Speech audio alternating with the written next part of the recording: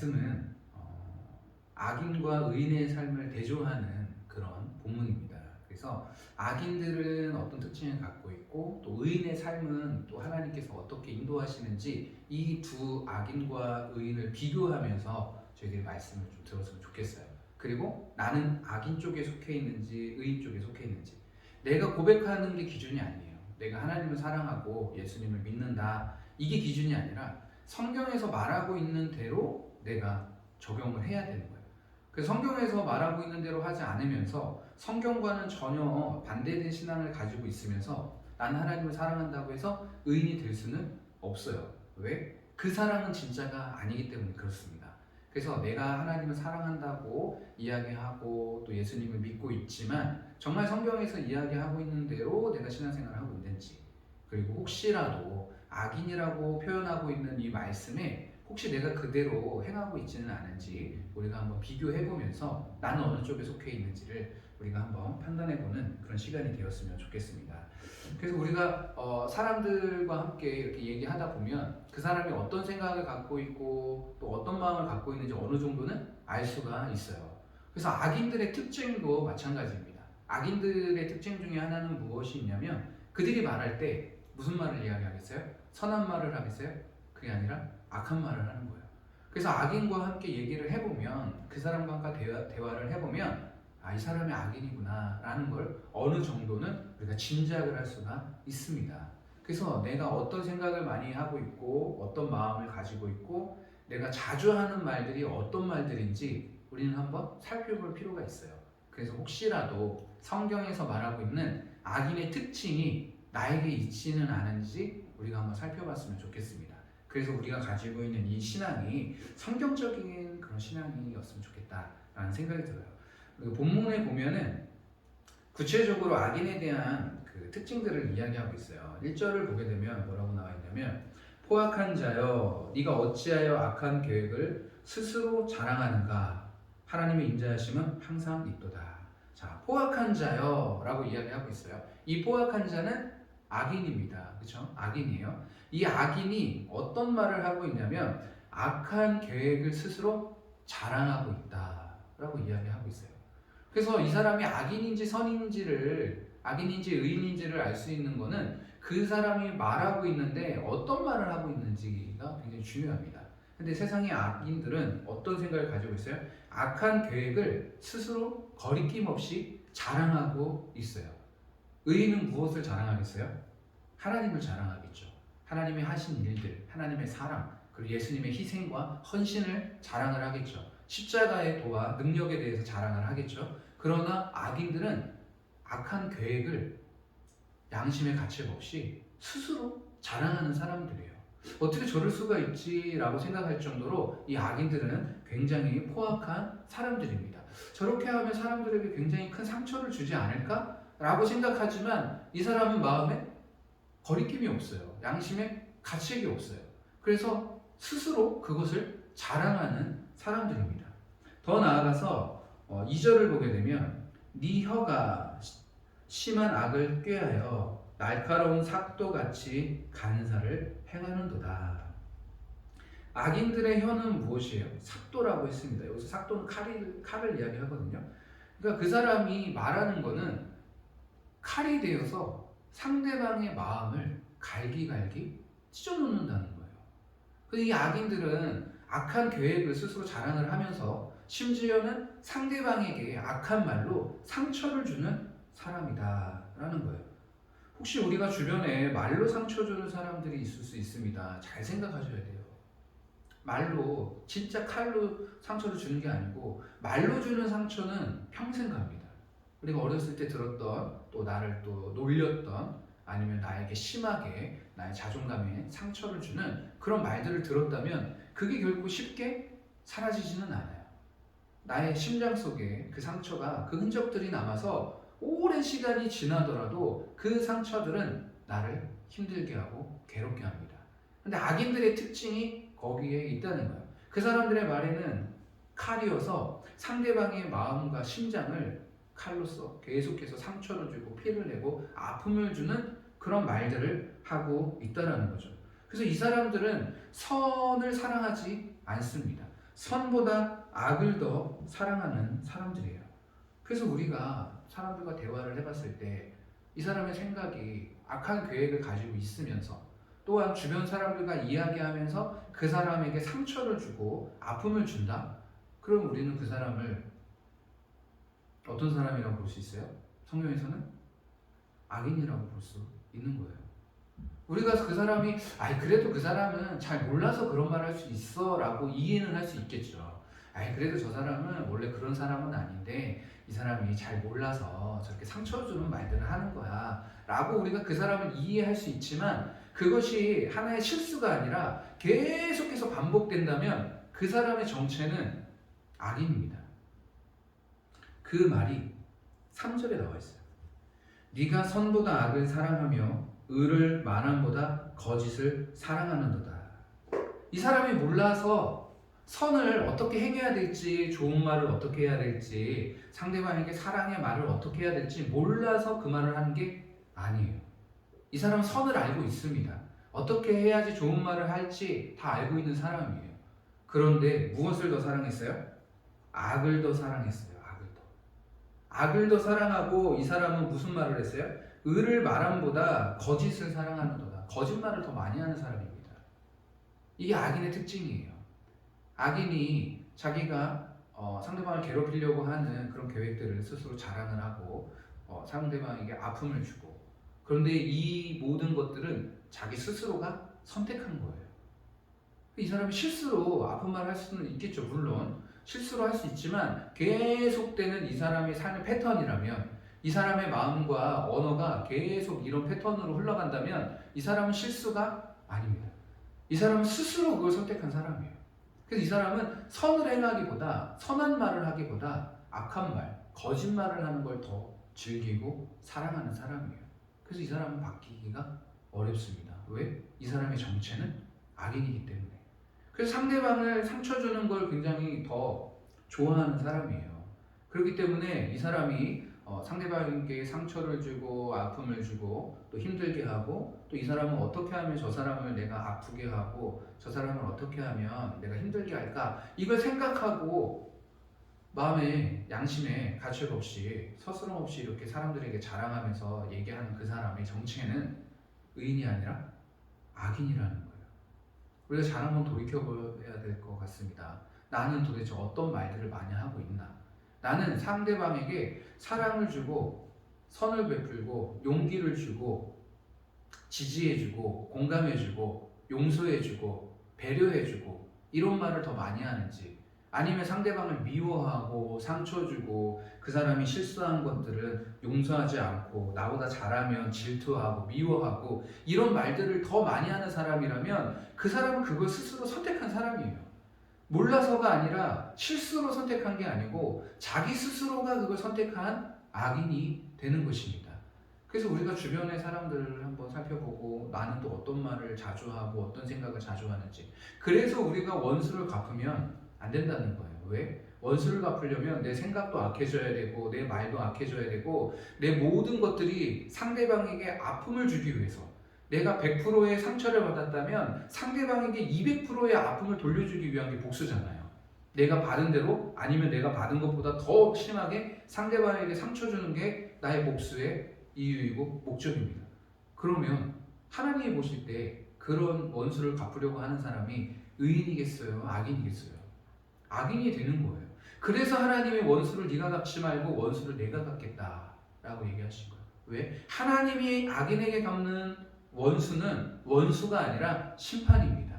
의의 심판이에요. 악인들이 모르고 저질렀지만, 모르고 상처를 주고 상대방의 마음에 칼로 찔르듯이 정말 심한 말들로서 상처를 준다? 실수였다라고 말할 수가 없어요. 왜? 지금 하나님의 말씀은 그 사람이 선보다 악을 더 사랑했다라고 얘기하는 거죠. 의를 말하기보다는 거짓을 말하는 걸 사랑했다. 스스로가 선택을 해서 스스로가 상대방에게 상처를 준 거예요. 그러면 의의 하나님께서는 그 사람은 어떻게 해야 됩니까? 4절과 5절을 보게 되면, 간사한 혀여 너는 남을 해치는 모든 말을 좋아하는도다. 그런즉 이런 사람들은, 이런 악을 행하는 사람들은 그런즉 하나님이 영원히 너를 멸하심이요. 하나님이 그 사람을 멸하시겠다라는 거예요.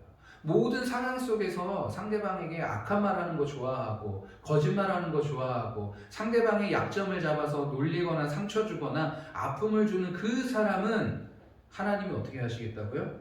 영원히 너를 멸하시며 멸하시겠다라는 거예요. 나는 잊어버렸을지 몰라도 나는 내가 잘못한 게 그렇게 잘못한 것 같지 않은데? 라고 생각할 수 있잖아요. 악인들은 그렇게 생각을 합니다. 그러니까 스스로 자랑하겠죠. 자기가 행했던 거, 상대방에게 아픔을 줬던 거를 가서 스스로 자랑하고 웃으면서 내가 이렇게 당했는데 이렇게 다시 돌려줬어 라고 자랑을 하겠죠. 그러나 그렇게 아픔을 주는 사람의 죄는 사라지지 않습니다. 누가 기억하고 있어요? 하나님께서 기억하고 계신 거예요. 내가 잘못했던 것들을 인정하든 인정하지 않든 아무튼 그 사람이 악한 말로써 상대방에게 계속해서 상처를 준다라면 그 사람의 심장을 계속해서 칼로 찌른다면 그 죄는 하나님이 기억하시고 그 사람을 멸하실 것입니다. 그래서 우리는 하나님의 심판을 두려워할 수 있어야 돼요. 그런데 악인은 하나님의 심판을 두려워할까요? 안 할까요? 이들은 두려워하지 않습니다. 지금까지 내용들을 보면 이 포악자들은 자기들이 행한 거에 대해서 죄책감이 없어요. 상대방에게 상처 주고 아픔을 줬으면서 칼로 그 사람의 심장을 계속해서 찌르면서 말로써 힘들게 했음에도 불구하고 그들이 찔린 상처 때문에 상처받은 삶이 얼마나 많겠어요. 그 사람이 말로써 상처 줘가지고 그 사람 때문에 정말 인생이 정말 힘들어하는 사람들이 정말 많겠죠. 그럼에도 불구하고 이 사람들은 죄책감이 전혀 없어요. 왜? 심판이 없을 거라고 생각하기 때문에. 하나님이 안 계신다라고 생각하고 있기 때문에 하나님에 대한 전혀 인식이 없습니다. 만약에 자신이 잘못하고 상대방에게 상처를 주고 힘들게 했다라면 이것이 하나님의 심판으로 돌아온다는 걸 알면 그런 말 하겠어요?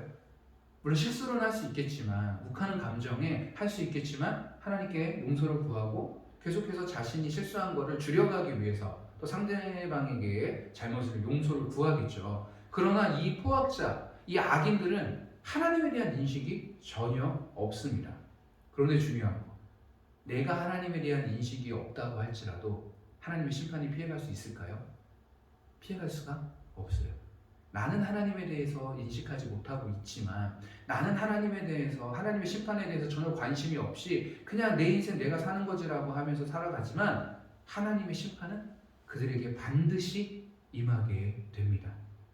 그런데 왜 이들은 하나님에 대한 인식이 없을까요? 그럼 이 사람들은 뭘 믿고 그렇게 상대방에게 상처를 주고 교만하고 아픔을 줄까요? 상대방을 그렇게 심하게 찌르면서 아픔을 줬음에도 불구하고 죄책감이 전혀 없이 떳떳하게 자랑하면서 이들은 왜 그렇게 살까요? 왜 그러냐면 그게 7절에 나와 있어요. 7절을 보면 이 사람은 하나님을 자기 힘으로 삼지 아니하고 하나님을 의지하지 않습니다. 하나님의 존재에 대해서 부인할 수도 있어요. 인식하지 않습니다. 오직 자기 재물의 풍부함을 의지하며 이 사람은 무엇을 의지하며 살아요? 재물, 돈을 의지하며 살아요. 그러니까 이 돈이 많은 사람이겠죠. 권력자일 수도 있고 돈을 의지하면서 사는 사람. 나보다 못한 사람에게 상처를 주는 거예요. 멸시하고 무시하고. 뭘 믿으니까? 돈을 믿으니까. 하나님을 의지하지 않아요. 하나님을 인식하지 않습니다. 하나님의 존재를 거부하고 오직 이 사람들이 의지하고 이 사람들이 믿고 있는 것은 뭐예요? 물질이에요. 그러니까 교만할 수밖에 없고 나는 저 사람보다 돈이 더 많다. 나는 평생 먹고 살만하다. 나는 다른 사람들이 아무리 뭐라 해도 나는 열심히 살아서 내가 가진 것, 내 재산이 풍부하다.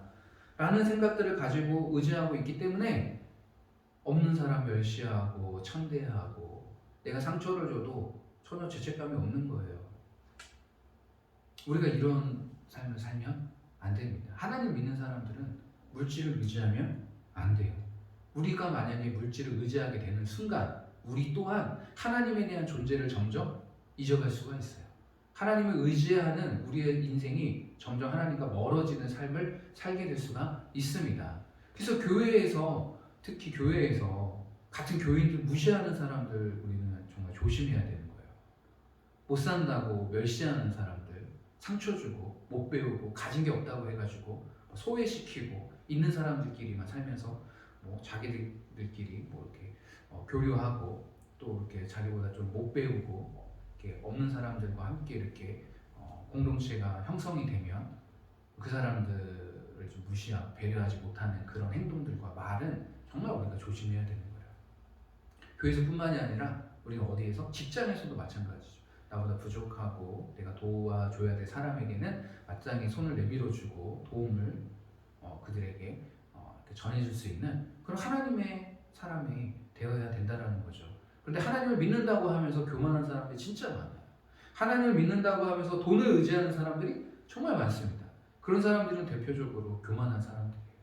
그리고 상대방에게 상처를 주고 이 사람들은 하나님이 없는 것처럼 살아가는 사람들이 많다는 거죠. 그리고 자기의 재물의 풍부함을 의지하며 자기의 악으로 스스로 든든하게 하던 자라 하리로다. 이 사람들은 돈을 의지하면서 돈의 힘을 빌려서 상대 사람들을 무시하고 멸시하는 사람들이고 자기가 하고 싶은 말을 마음대로 하는 사람들이죠. 상대방의 기분이나 마음을 전혀 배려하지 않는 사람들입니다. 그런데 이들은 점점점 강해져요. 어떻게 강해져요? 악으로 강해져요. 자기가 행했던 악으로 인해서 점점 그 악이 늘어난다 보니 이 사람은 정말 단단한 악인이 되어버리는 거예요. 이 사람들이 회개하기가 쉽겠어요? 어렵겠어요? 어렵죠. 자기의 잘못을 깨닫고 느낄 수 있겠어요? 없겠어요? 거의 없습니다. 그래서 예수님께서도 말씀하신 게 어리석은 부자 비유도 마찬가지예요. 그 부자가 빨리 회개하고 돌아올 수 있었지만 이 어리석은 부자는 돈을 의지하고 있기 때문에 그 돈을 놓을 수가 없는 거예요. 계속해서 자기가 의지하는 힘, 자기의 권력을 계속해서 늘리다 보니 결국에는 어떻게 해요? 하나님께서 데려가 버리시는 거죠. 하나님의 심판이 그 부자에게 임하게 되는 거예요. 그리고 부자가 천국에 들어가는 게 낙타가 바늘귀로 들어가는 것보다 더욱더 어렵다. 왜 그렇습니까? 부자들은 다 천국에 들어갈 수 없는 게 아니거든요. 겸손하고 하나님을 인정하는 사람들은 아무리 부자여도 하나님 나라에 들어갈 수가 있습니다. 하나님 나라를 위해서 이 땅에서 많이 심는다면 그 사람은 하늘에서 큰 상급을 받겠죠. 그러나 오늘 포악한 이 자는 힘이 점점점 자라는데 어떤 힘으로? 악을 행하는 힘으로. 그래서 한 번 악을 행하는 건 어렵습니다. 처음에 행하는 악은 사람을 괴롭히고 막 욕하고 이렇게 상처 주는 말을 하는 거는 조금 마음에 거리낌도 있고 이거 내가 괜한 말 했나? 내가 너무 좀 상처 준 거 아닌가? 라는 생각이 들 수 있어요. 그런데 이게 계속 반복되면 무뎌져요. 그게 지금 오늘 악인을 이야기한 거예요. 이 사람은 스스로 든든해져 갑니다. 무엇으로? 자기의 악으로. 스스로 단단해지는 거예요. 악을 행하면서. 그래서 점점점 우리가 영화 같은 데 보면은 처음에 악한 사람이 아니었는데 계속 사람을 죽이고 계속해서 악을 행하다 보면 결말적으로 가면 정말 돌이킬 수 없는 악인이 되어버리는 경우가 있어요. 근데 그런 사람들을 우리가 이야기하는 거예요. 이 사람들은 돈을 의지하면서 점점점 자기 권력이 점점 커지면서 자기가 행하는 악과 상대방이 주는 상처에 대한 죄책감과 상대방에 대한 배려가 점점 사라지게 되는 거죠. 그리고 자기가 행한 악으로 점점 단단해져 가는 거예요. 그래서 자기가 거짓말하고 있으면서 상대방에게 아픔을 주면서 상대방을 어떻게 하면 피해를 줄까 악한 계획을 세우면서 부끄러워하지 않고 그걸 스스로 자랑을 하는 거예요. 돈을 자랑하거나 상대방을 어떻게 하면 내가 복수를 했다거나 아니면 내가 저 사람에게 어떻게 할 거라는 거. 내가 이렇게 상처받았는데 내가 이렇게 무시당했는데 내가 저 사람을 저렇게 아프게 해줘야지. 내가 다시 갚아줄 거야. 이걸 서슴없이 사람들에게 이야기하고 자랑하고 있는 거예요. 그런 사람을 성경에서 뭐라고 얘기합니까? 악인이라고 이야기하는 거예요. 이들에 대한 심판은 결코 피할 수가 없습니다. 하나님께서는 반드시 이들에게 심판을 하실 거라고 이야기했어요. 근데 그 심판의 정도가 잠깐 하다 만 정도가 아니에요.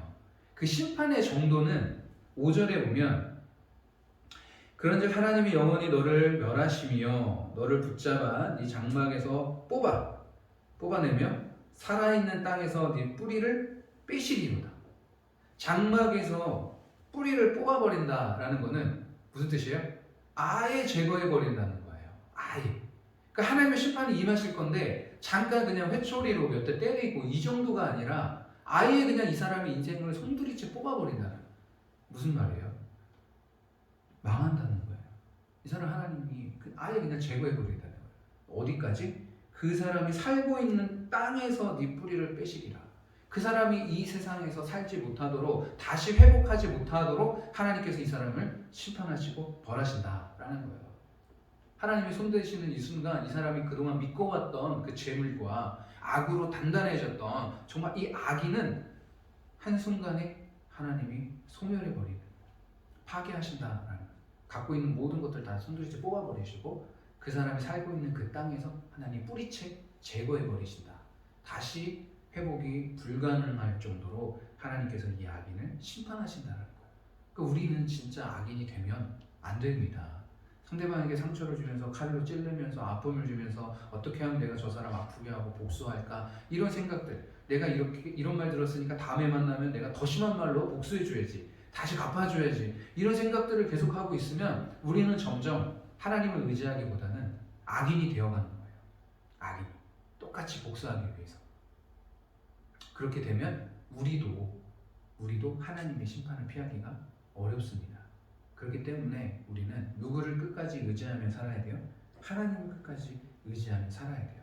그리고 하나님이 그 사람에게 심판하실 거를 우리는 믿을 수 있겠죠. 왜? 하나님의 말씀 때문에 내가 참고 있는 거니까, 하나님의 말씀 때문에 내가 순종하고 있는 거니까 하나님이 그들에게 벌하시고 멸하실 거라는 거를 우리는 그것까지도 믿을 수가 있는 거죠. 복수는 누구의 몫이에요?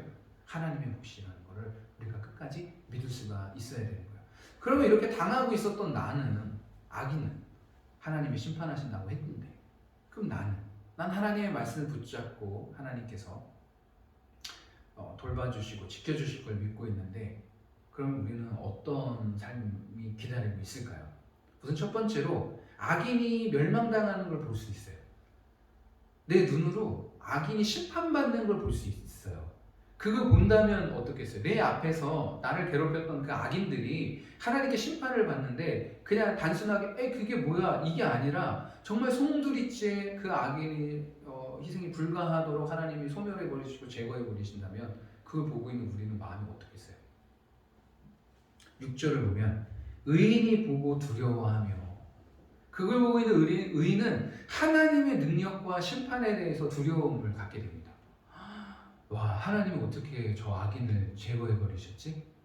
저 무너지지 않을 것 같은 단단한 저 악인이 한순간에 정말 소멸해버렸네? 한순간에 하나님이 심판하셨네라는 걸 볼 수 있게 돼요. 그러면 우리는 하나님의 그 심판과 능력과 권위에 대해서 두려움을 우선 갖게 됩니다. 그리고 두 번째 오는 감정은 뭐예요? 기쁘겠죠.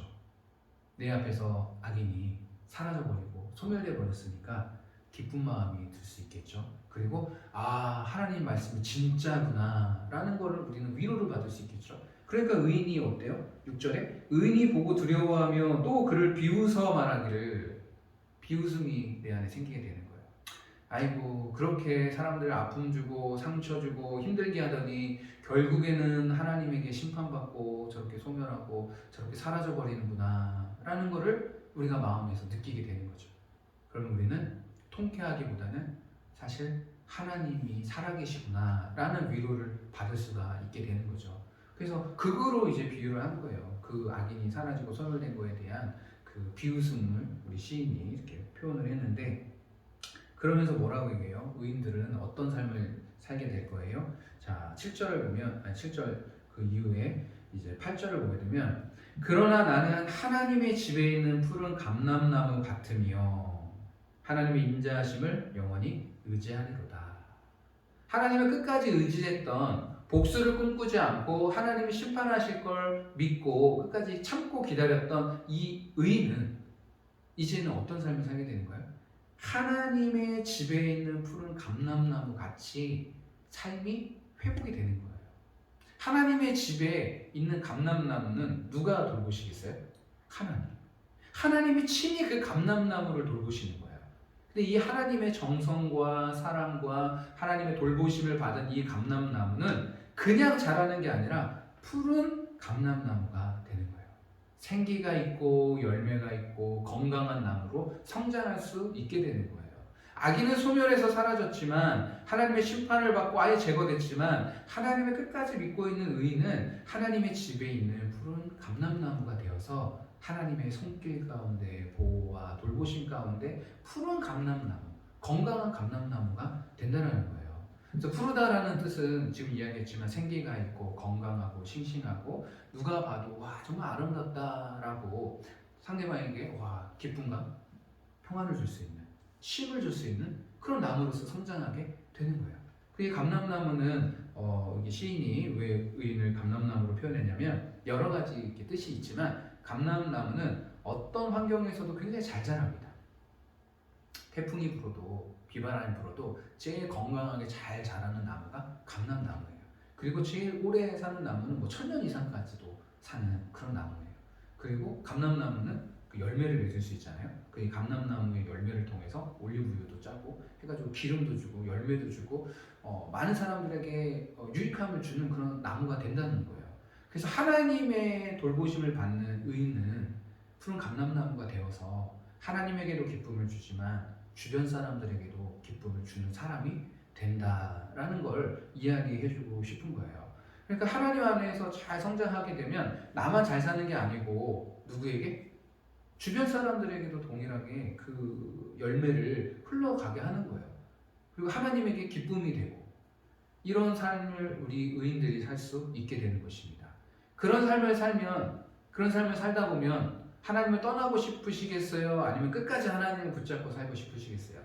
끝까지 하나님을 붙잡고 살겠죠. 하나님 곁으로 떠나라고, 아니 하나님 밖으로 떠나라고 떠밀어도 나가겠어요? 안 나가겠어요?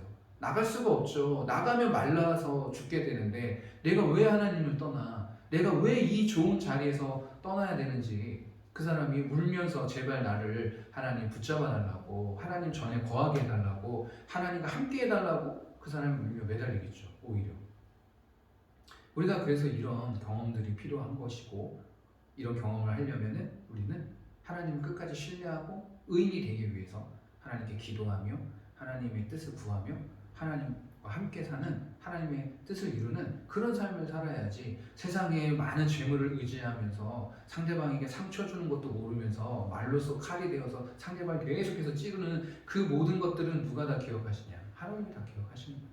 그리고 그 사람에게 반드시 하나님의 심판이 있을 것입니다. 그 심판은 그냥 회초리가 아니에요. 뭐예요?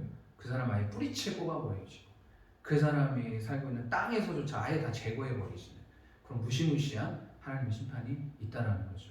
그래서 우리가 하나님 안에서, 하나님의 집 안에서 푸른 감람나무로서 성장하게 된다면 그 사람은 누구를 찬양하며 살겠어요? 하나님의 이름을 찬양하며 살겠죠. 그게 이제 9절의 말씀이에요. 주께서 이를 행하셨으므로 내가 영원히 주께 감사하고 주의 이름이 선하심으로 주의 성도 앞에서 내가 주의 이름을 사모하리이다. 하나님의 돌보심을 받고 하나님의 축복과 하나님의 사랑 안에서 살아가는 성도들은 하나님의 이름을 찬양하게 되어 있습니다.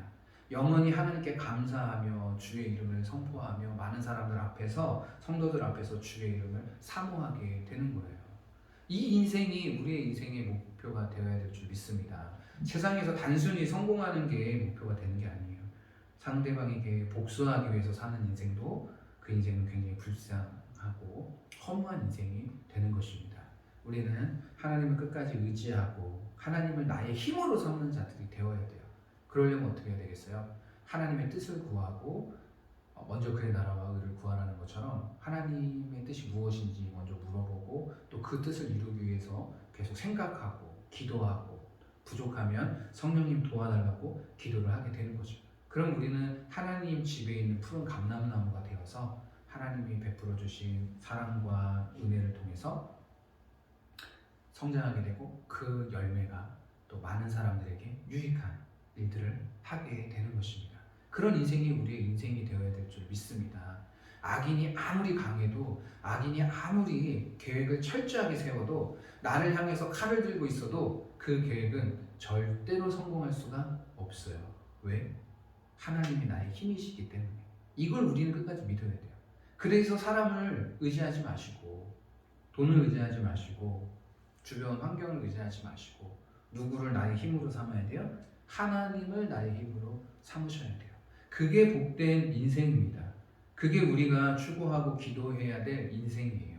하나님 집에 거하는 그런 인생.